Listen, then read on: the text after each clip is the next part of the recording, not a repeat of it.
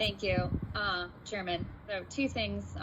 If I had every single time to file a criminal complaint against somebody who put their arm around me and tried to pull me close when they were ordering a cheeseburger when I worked at the restaurant, all I would be doing would be filing criminal complaints. It's just not reasonable. And, I'm saying this as somebody who worked at many different restaurants.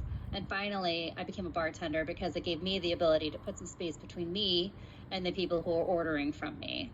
So as a, late teen, early 20s person who didn't have a lot of ability to say no, and it takes time to find a job and get the job and maintain that job, it's just not really reasonable to say that. And I appreciate, my brother is a chef. He has owned a number of restaurants.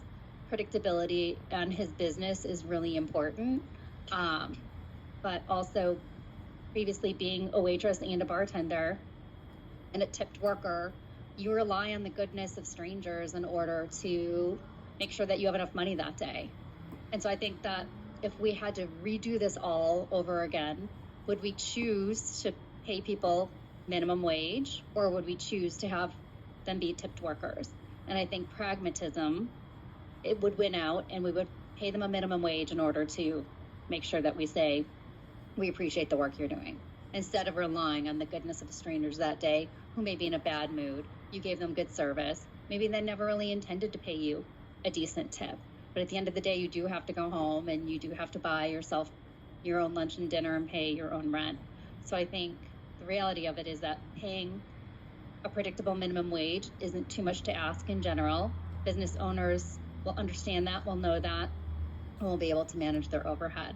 So I appreciate both sides, but I also think that if you're leaning one way or another, giving people minimum wage for tip workers, and ensuring they're being paid in a respectful way, makes you look at them in a way that's also respectful. And if somebody's putting their hands on your employee, you're more likely to say, you don't need to touch her to order a cheeseburger. So that's really all I have to say. Thank you.